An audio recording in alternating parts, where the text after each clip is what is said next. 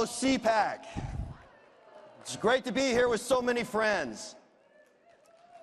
Trapped in Venezuelan prison, Josh Holt had little hope of rescue. In 2016, he was being held on fabricated charges by a brutal socialist government. Josh's mother and father were distraught. The Obama-Biden administration had done nothing.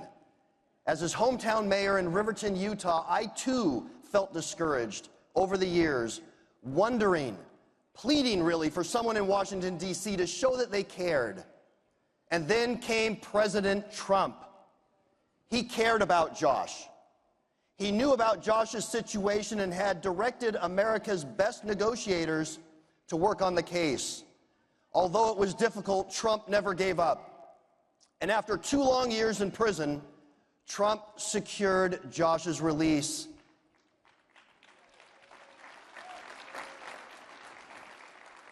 This can only be described as a miracle.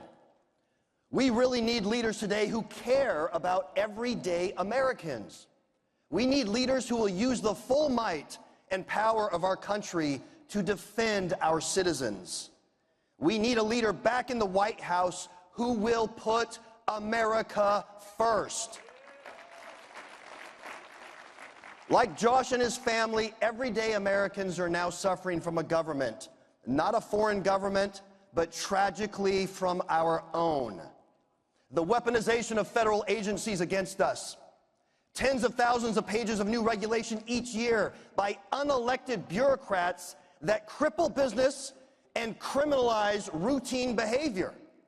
The enslavement of our children and future generations to massive debt. Prioritization of a climate change crusade over the needs of American family budgets and American security. Caring more about the security, about the borders of other nations than our own. Allowing an invasion across our southern border that will go down as one of the worst preventable tragedies in history. What image is worse? Emperor Nero fiddling as Rome burned, or Joe Biden licking an ice cream cone as crime and fentanyl continue to pour into our country? Well, I say enough is enough. The conservatives in this room and tens of millions of patriots around this country are ready to make our voices heard. Bold, courageous leadership in Washington is needed to turn this country around, but it's up to us to make sure that establishment forces don't get in the way. Entrenched established interests are looking to upset the America First agenda.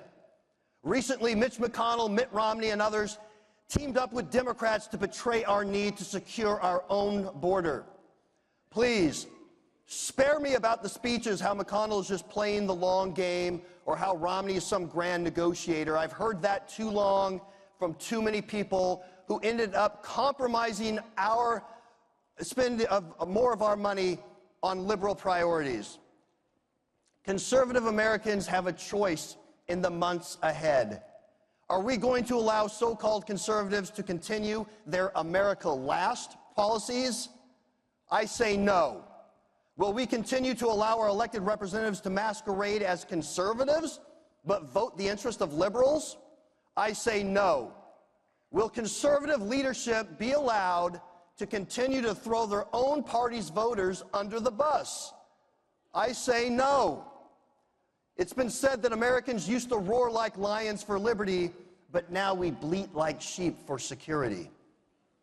This happened because the establishment in both parties care more about maintaining their power than unleashing American liberty. But this stops today. Bold, true conservative leadership will restore our constitutional republic. With constitutionally conservative leadership, America will once again secure our border. America will once again fight for our own interests over those of any other nation. America will once again use its full might and power to defend its citizens like Josh Holt. And I'm confident that as Americans once again learn to roar like lions for liberty, it will once again become a government of, by, and for the people. Thank you, CPAC, conservatives, and may God bless America. Thank you.